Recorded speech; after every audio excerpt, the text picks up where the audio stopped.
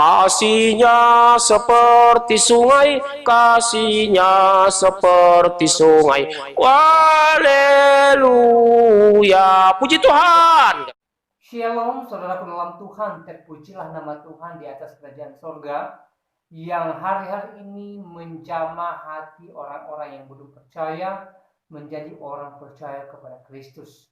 Saudaraku dalam Tuhan, ada satu kabar bahwa seorang ustadz percaya kepada Tuhan Yesus dan menjadi hamba Tuhan. Nah, saudaraku dalam Tuhan, sebelum kita lanjut pembahasan, silahkan tonton cuplikan video berikut ini. Pernah juara kedua se-Jawa Barat saya. Oh, juara kedua se-Jawa Barat ya? Saya di situ punya Al-Quran, ada terjemahannya, Pak. Ada terjemahannya. Ada terjemahannya. Waktu itu saya melihat yang tadi yang Nabi 25 itu. Nabi Isa itu besar di dunia, besar di akhirat. Bahkan saya kan setiap hari membaca surat Al-Fatihah itu, Sirotol Mustaqim, tunjukkanlah aku Sirotol Mustaqim. Sesudah itu saya belajar lebih banyak berbicara Isa itu. Sesungguhnya tidak ada seorang pun yang tahu hari kiamat, hanyalah aku, kata Isa Al-Masih. Inilah jalan yang lurus. Saya dari situ ketemplak sama firman itu. Jadi Bapak percaya Tuhan Yesus itu bukan karena diinjili orang? Enggak ada, saya enggak ada yang berani nginjil, saya ustadz lah kalau. Baik, saudaraku dalam Tuhan, itu videonya, dan kita sudah mendengarkan kesaksian beliau di cuplikan tadi, bahwa beliau adalah seorang ustadz dan dia adalah seorang yang pernah juara di seluruh Jawa Barat.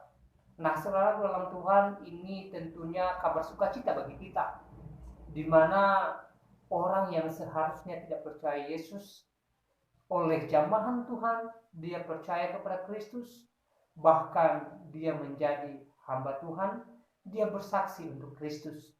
Saudaraku dalam Tuhan, sekali lagi ini merupakan kabar sukacita bagi kita. Kita berdoa buat beliau supaya imannya semakin kuat, semakin kokoh di dalam Tuhan, dan dia semakin menjadi berkat. Nah, saudara dalam Tuhan, itulah jikalau orang sudah hidup dalam Tuhan, dia pastinya hidup di dalam kesaksian, menyaksikan cinta kasih Kristus. Ya, tidak sedikit orang yang percaya kepada Yesus menjadi hamba Tuhan, yang menjadi berkat bagi banyak orang. Saudara dalam Tuhan, berbeda dengan seorang mualaf di video berikut yang hanya bisa nyinyir dengan agama lain, dengan orang lain. Nah, saudara dalam Tuhan, mari kita menyaksikan cuplikan videonya. Hati-hati anak bapak di luar sana, Pak. Sudah minder peradaban, malu pakai jenggot, malu pakai gamis, malu ke masjid, malu sholat jamaah. Masa sih kita anak muda sholat jamaah? Masa sih kita dengar Quran? Masuk musik dong, slang. Jauh. Ya jauhlah dari Allah. Nah, ada ini pernah nanyakan, bagaimana hukumnya musik dulu kan? Saya katakan haram. Dalam Al-Quran, lahwal hadis. Ya, surah 26 31 ayat 6 dulu kan, udah dibaca kan? Dari mana musik itu? Dari gereja. Gereja saja pun boleh musik setelah abad keempat. Sampai abad keempat, musik itu haram bagi Kristen. Tapi ketika pasturnya jalan ke Jerman, dilihat isi Injil itu diterjemahkan jadi liturgi, jadi kor. Apa kata pastor? Kalau kita pisahkan mereka dari musik, mereka akan keluar dari Kristen. Sudah, kita jadikan musik bagian ibadah Kristen. Makanya sekarang mereka nyanyi, Pak. Kasihnya seperti sungai, kasihnya seperti sungai. Haleluya, puji Tuhan. Sorga. Umat Islam mengikuti itu sekarang. Al-Quran dinyanyikan, salawat dinyanyikan, istighfar dinyanyikan, kalimat talbiyah dinyanyikan pakai musik. Itu mengikut Nasrani. Ustadz yang di luar sana bilang, ini musik Islami. Kapan musik masuk Islam? Pernah nggak musik mu'alaf? Baik, saudaraku dalam Tuhan, itu videonya, dan kita sudah mendengarkan apa yang disampaikan oleh Ustadz Munsir Situmorang di video tadi. Beliau mengatakan bahwa orang Kristen menggunakan musik setelah abad keempat. Saudara dalam Tuhan, ini sangat salah besar. Beliau sangat keliru. Karena kenapa? Karena di dalam perjanjian lama pun anak-anak Tuhan, orang percaya sudah menggunakan musik untuk memuliakan Tuhan. Nah, saudara dalam Tuhan, kalau Ustadz Munsir berkata orang Kristen menggunakan musik setelah abad keempat, sekali lagi saya katakan itu sangat keliru dan sangat salah besar. Ya, saudara bisa baca di dalam Alkitab mulai dari Perjanjian Lama juga di dalam Perjanjian Baru. Ya, orang-orang percaya menggunakan musik.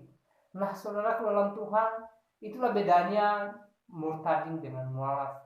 Ya, seorang murtadin tadi hidup dalam kesaksian, yang menyaksikan cinta kasih Kristus dan menyaksikan bagaimana dia dijamah oleh Tuhan. Sementara ya seorang mualaf tadi di video yang baru saya tonton, ya kerjanya hanya nyinyir dengan orang lain, nyinyir dengan agama lain, ya, dan mengatakan hal yang sungguh tidak benar, tidak berdasar, ya, dan tidak sesuai dengan fakta. Nah, saudara dalam Tuhan, tentunya kita tidak mau hidup seperti seorang mualaf tadi. Tentunya sebagai anak-anak Tuhan, kita mau hidup supaya menjadi saksi Kristus bagi banyak orang, supaya menjadi berkat bagi banyak orang.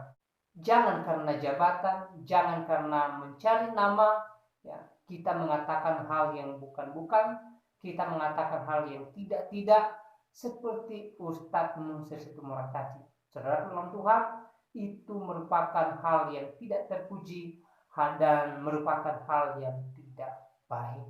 Nah, saudara dalam Tuhan, saya tidak panjang lebar menyampaikan pesan di video ini. Tuhan Yesus memberkati kita semua.